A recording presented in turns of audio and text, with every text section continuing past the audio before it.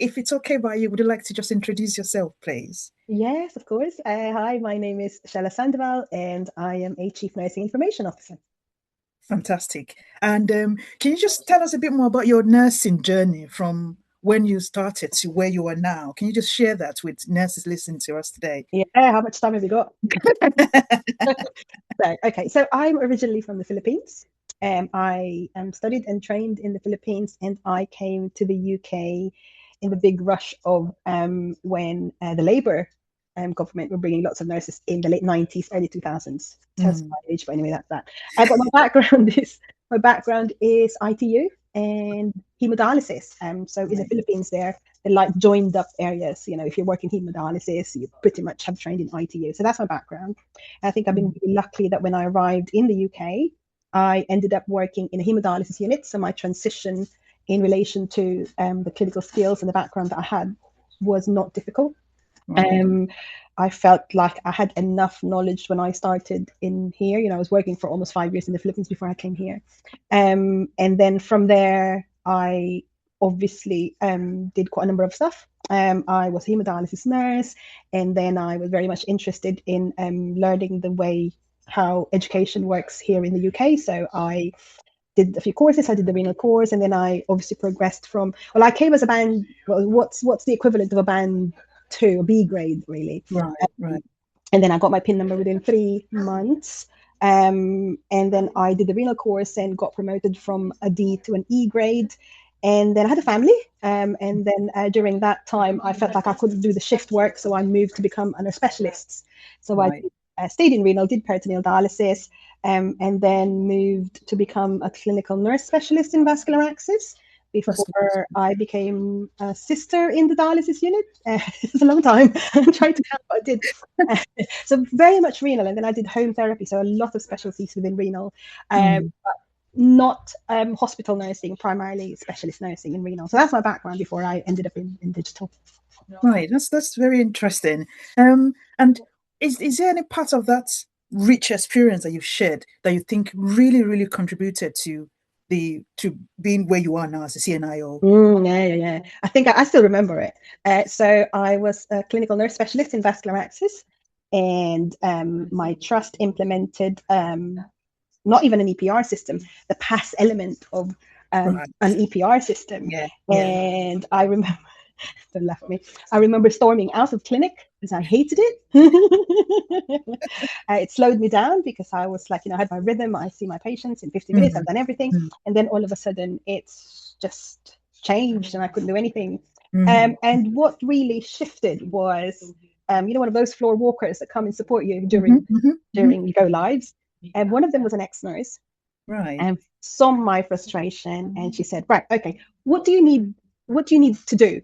So I just Mm, explained. I said, normally I know where my waiting list is, I know who my mm, patients are, I know who I need to see, I know what I need to do. We're not even talking about documentation here, we're just talking about mhm, where patients are, and how can I find them. So she didn't quite show me what I needed to see, but she showed mm, me elements of the system that allowed me, I call it play, allowed me to play with it and mm, find my way around the system. I mean, I've always been a little bit more curious. mm, So I think that piqued my interest, not because I wanted to do it, but I felt like there's so much in this that I can see that I actually need.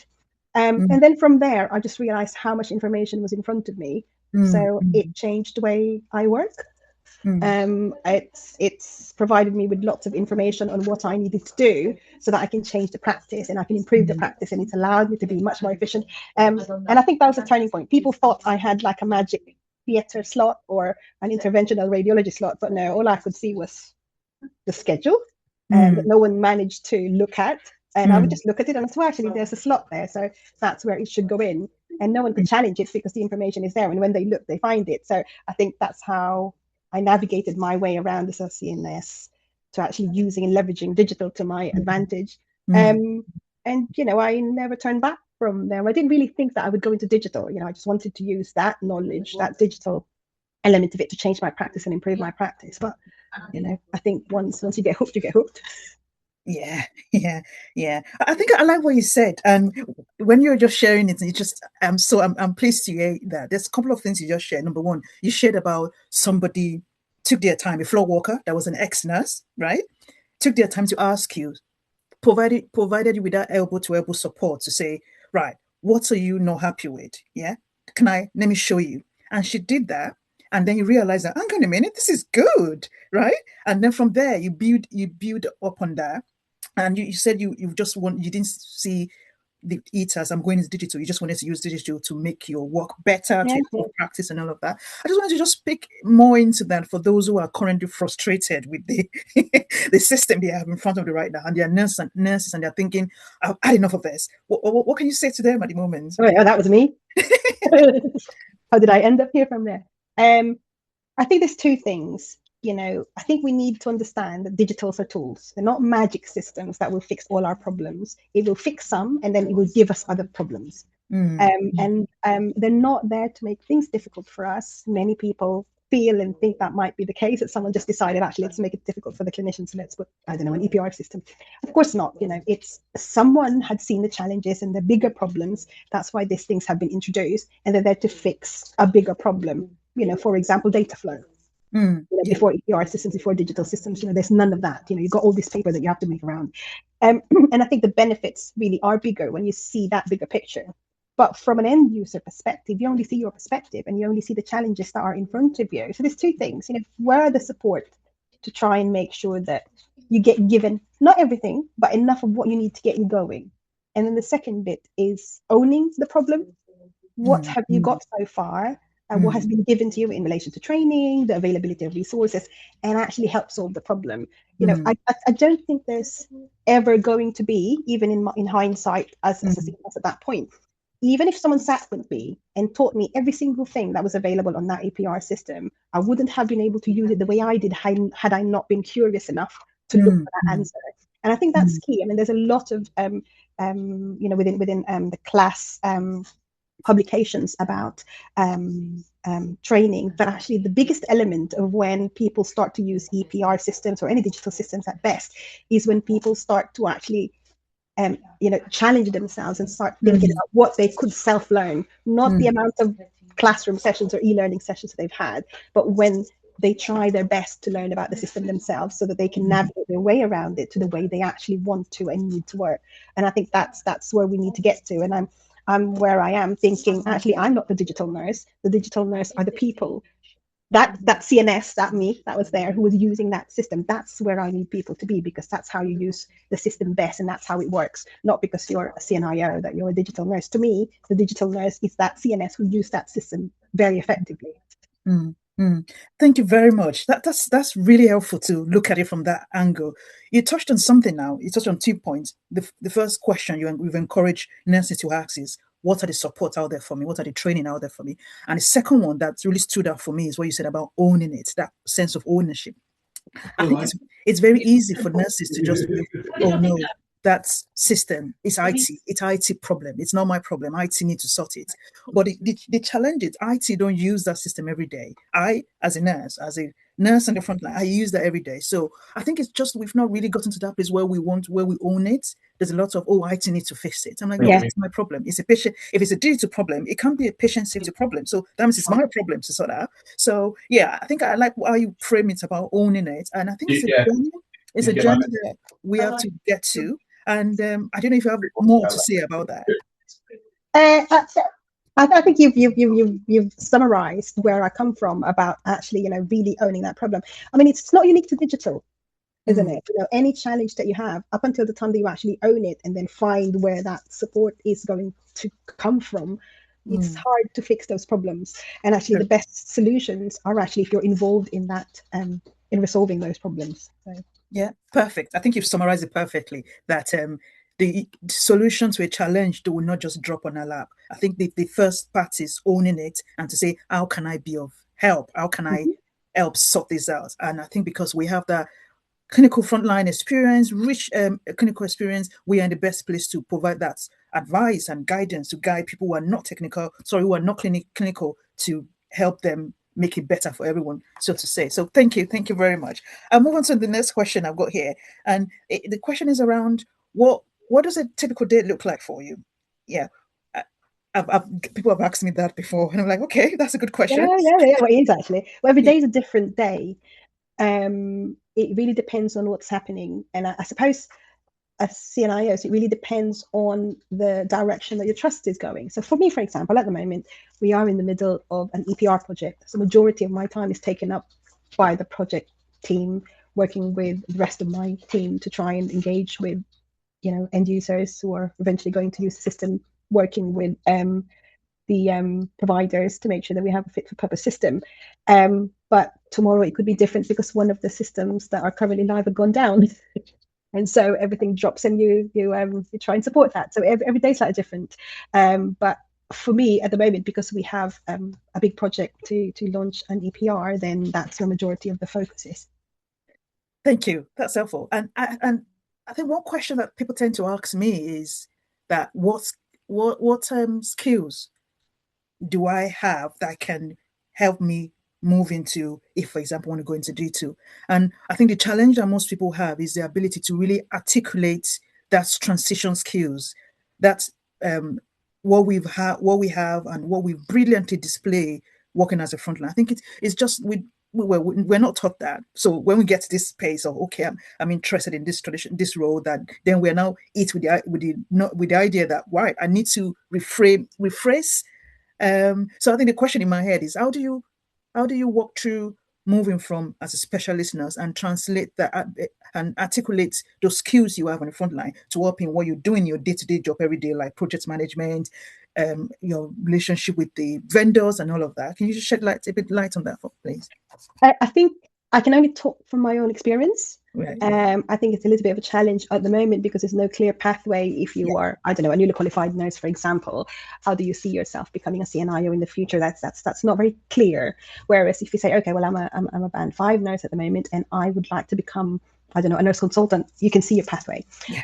Or a chief nurse, for example. It's clear how to get to a lot of these levels, but from digital, it's not there yet. I know there's lots of work that's happening to try and establish some sort of pathway for the nurses to go in digital. We talked about that, when we met Rewired last week. But I can only talk about my own experience. And I think for me, it's really important that leadership element developed in all my other roles, in other areas of nursing, before I transitioned into digital.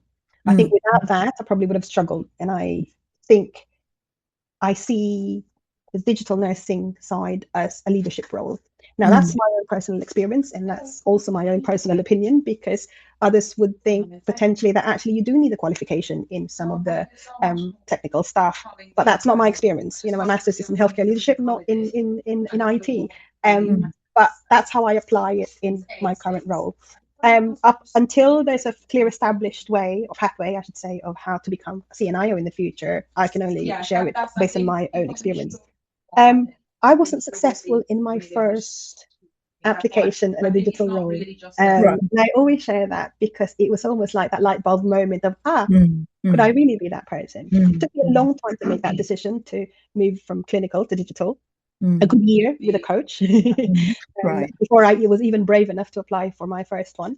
But in my first application, I wasn't successful. But what was really interesting was actually the feedback that I received from one of the person in the panel. Am I allowed to say? She's probably going to. So Henrietta Beabancas, who's the head of digital learning at NHS England, up until recently, I know she's just left, was in the panel. This was some time ago now. And after the interview, they reached out as part of the feedback, obviously gave me some feedback, and said, oh, actually, someone from the panel would like to have a catch-up with you and give you some more feedback. Would that be all right?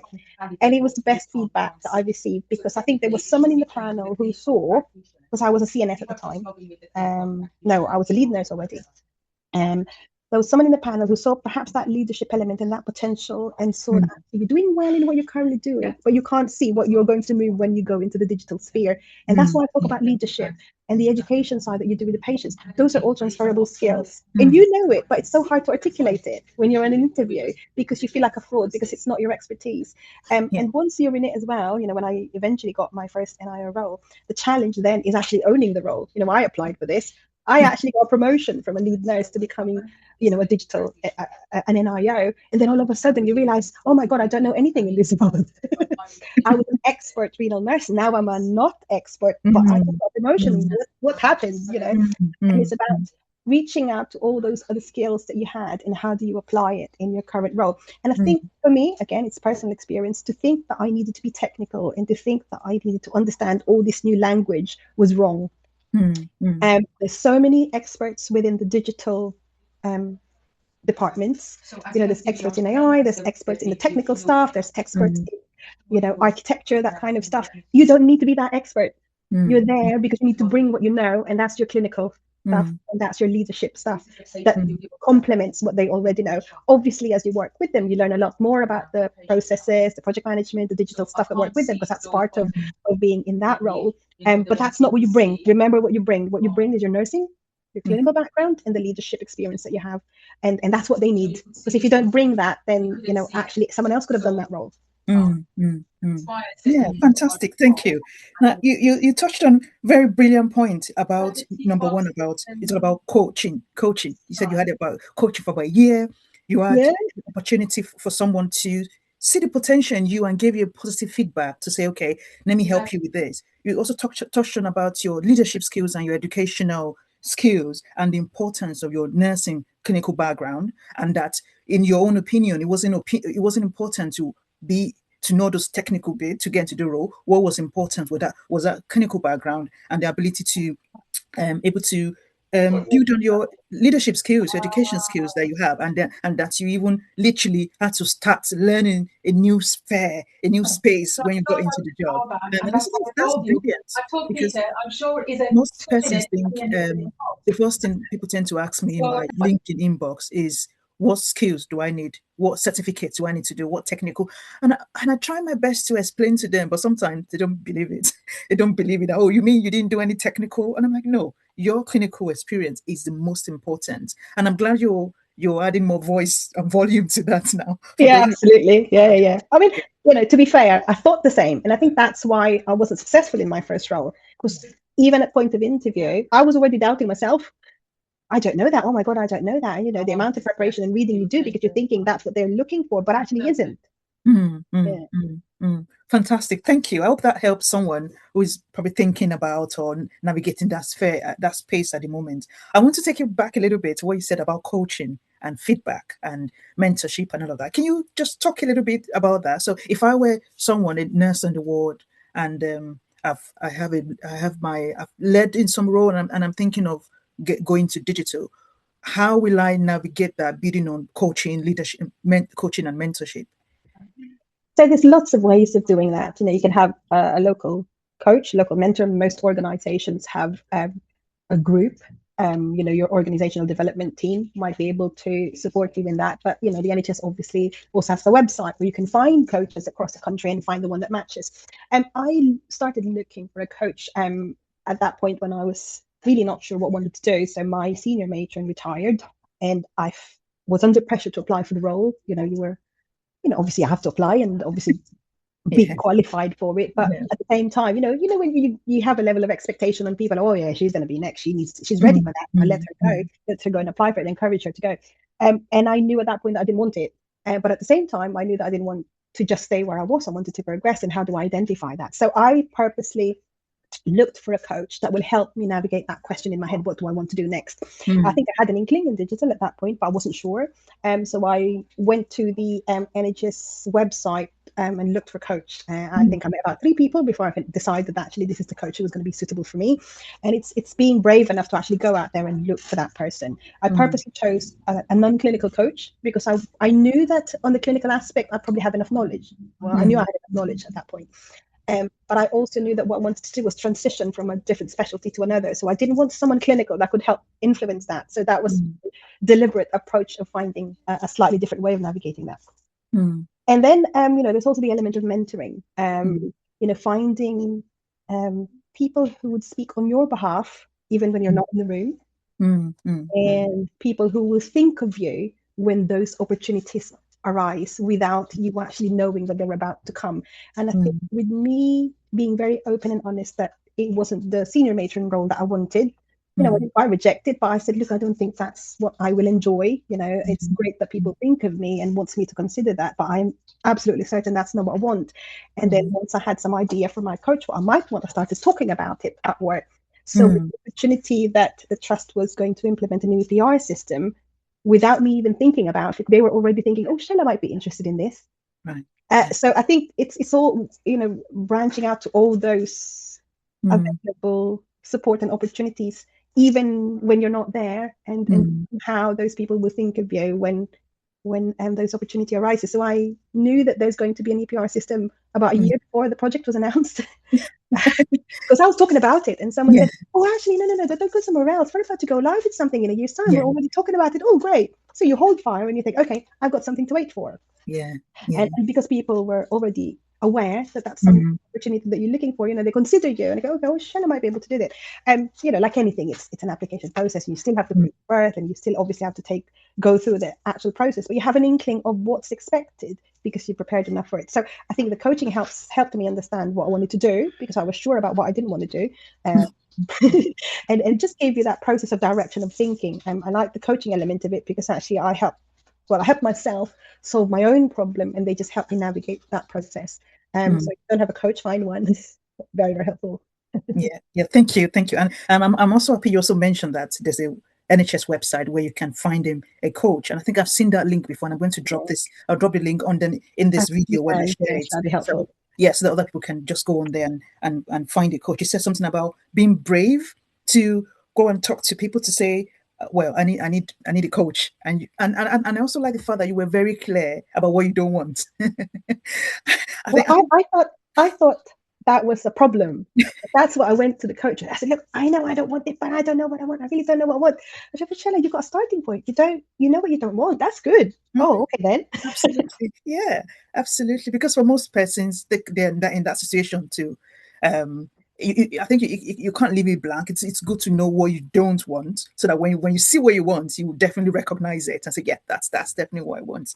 And I like what you said about mentorship as well, about people who are very much aware about what you want. And on top of that, you said something about being vocal about what you want. You've been talking about it, like I'm interested in digital. I'm interested in digital, and so people know what it's not like it's not like a secret yet. People Yeah. know what you are passionate about. And as soon as the opportunity came up, you were the first in their mind to say, right, yeah, that's what you can.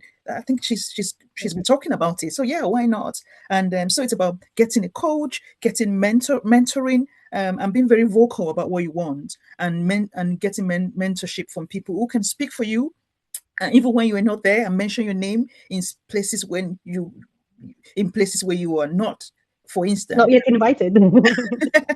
Yeah, and that does happen too. So yeah, that's brilliant. And for me personally, I, I think in my head I kind of thought, because like yourself, I trained overseas too, and some progressions are very automatic, right? If you spend Yeah. a number of years in this role, You're you go on to next. that role automatic. Yeah. So the concept of mentorship and mentoring was a little bit strange for me when it comes to career progression. I thought, oh, okay, that you really have to put yourself out there. It's not going to drop on your lap. You have to put the work out. Like, okay, it's not automatic. It's not the number of years you've been in there. Is yeah. And I think I had to rethink the way my mindset. I have to change my mindset, and that has been helpful for me.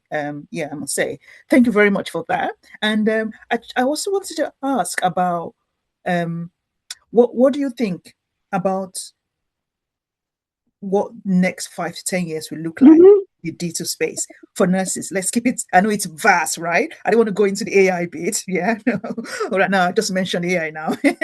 I thought I was going to avoid saying it, but just in nursing in the profession, what do you think it's going to look like in the next 5 to 10 years? Um, where's my crystal ball?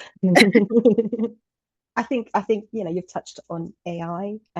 Obviously technology changes so quickly. By the time we've adopted something new is there. So I Mm, think it's not so much about the technology. I think, and again, this is a personal opinion. I think it's how quickly we adapt to all these mm, changes mm, is going to be mm. the challenge. Yeah, Um, I think in healthcare, we are already behind on technology in comparison to other industries. And that's not necessarily a bad thing, for good reason, because obviously we've got to make sure that everything is safe before we even implement or adopt things, because the yeah, consequences are bigger for us. yes. But I think that also demonstrates how slow our capabilities are to adapting in a lot of these new technologies. Um, there's, I would imagine there's going to be a lot of discussions, changes with regards to um, I was going to say politics, but not politics, to legislation. Right. has to happen. But I think if I was going, well, hopefully I'm still working in 5 years. I'm not that old.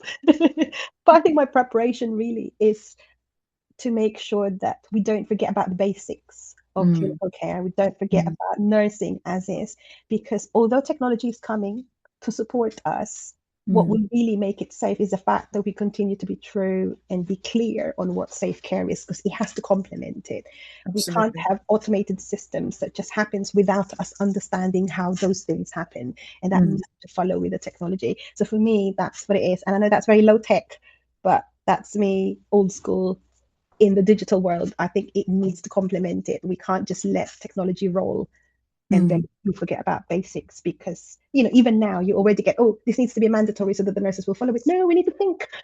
We still need to think. mm, And mm, that's mm, more important now than ever, I think, because we need mm, to be able to challenge it. Where did this information come from? What was this AI trained on? We mm, need to be in that mentality that actually it's not just about the technology is there, let's use it. How do we challenge this technology to make sure that it actually is safe? And we won't be able to do that if we don't know the basics. absolutely. Absolutely. I think you've touched on a very important point there. Um, yeah, you touched on a very important point there because you said something about the ability to quickly adapt and to situations. But in addition to that, we cannot forget the main thing. We can't forget the main thing, which is the the safety and putting patients at the center of everything. That we can't forget that. And I think that's really important because we tend to be scared of what we don't understand, right? So if we understand something very well, it's easy for us to put throw our weight behind it and just support it. And then in that moment, remind people involved to say, I know you want to achieve this in 5 seconds, but patient care is the most important thing. Patient safety is the most important thing. And that's our role basically. So regardless of what it looks like in 10 years. Yeah. Yeah. So that's really helpful. Thank you.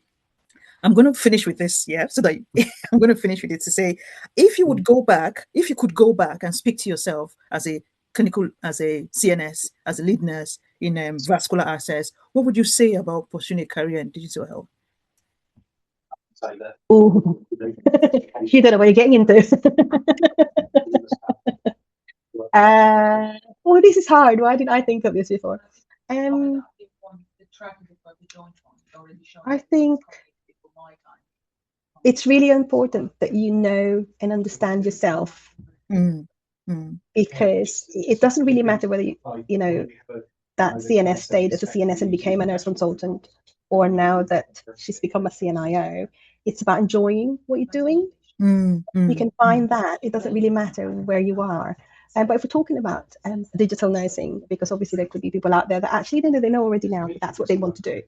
I mm, think it's really about getting enough experience, mm, understanding, and leadership in your current clinical role.